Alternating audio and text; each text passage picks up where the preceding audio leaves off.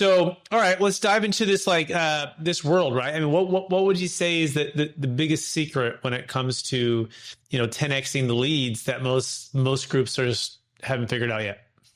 It starts with largely most people don't know their unique value proposition. So, I don't really take on clients where they're coming to me in stage one. I sort of developed a business where I want to get to the final echelon, and that's the kind of clients we take on.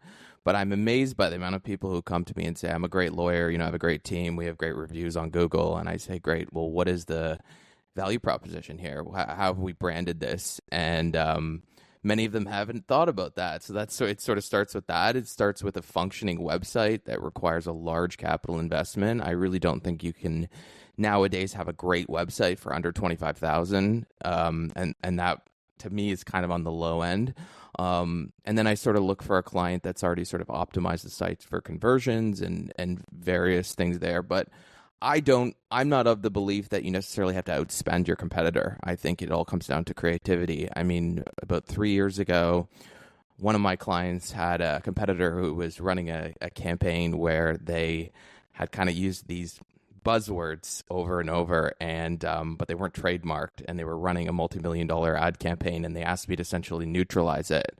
And what I was able to do is sort of use those keywords and optimize them on SEO so that when people kept searching for this particular brand over and over, remembering the keywords, they would Google those words, and I would basically take that traffic and redirect it to my client's website. So it's creativity at the end of the day. There are things you can do, but it really comes down to how do I, if my marketing budget's half of my clients, what can I do to sort of leverage that, find different ways around that? I mean, right now I'm a musician. I started last year. I've got about 3 million streams on Spotify, and right now I'm driving 25,000 clicks a month to my Spotify using a method that no one else has ever thought of.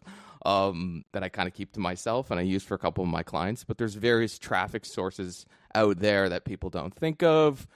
They're all sort of doing the same thing. They're trying to, let's spend $70 a click on AdWords with these 5 competitors and wonder why I don't get ahead. So when people come to us, it's really about how can I creatively use your money? How can I stretch it? How can I get a better negotiation with the ad buyers?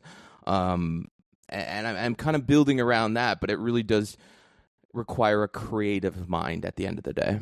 Okay. All right. So it sounds creativity is obviously key here. It also sounds like knowing your value proposition. I want to dive into that a little bit here. So do you mean like your unique niche or your unique way that you solve the problem, right, for the customer? I think sometimes people maybe get those two things confused. They go, what's unique about me, being like the lawyer or the business, right? Or versus what's the unique way that you solve the problem for them? So can you define what you mean by your value proposition? I think when it comes to lawyers, it's a personal connection, particularly with personal injury. You're getting a person who's quite distressed. They may have had their whole financial world, personal life turned upside down, and then I'm coming to you.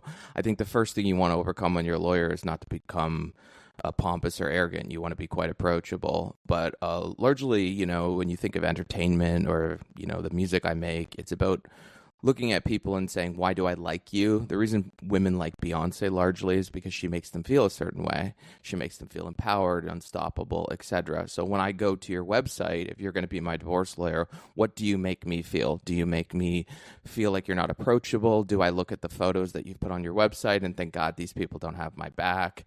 And then you put it into words. It's all one thing, right? It's the branding, it's the colors. If you go to graysmokemedia.com, clearly the idea is elite marketing, a little bit of mystery going on there, but it's how do I make you feel? So I would ask basically a client that came to me, what's unique about you and what do you make people feel?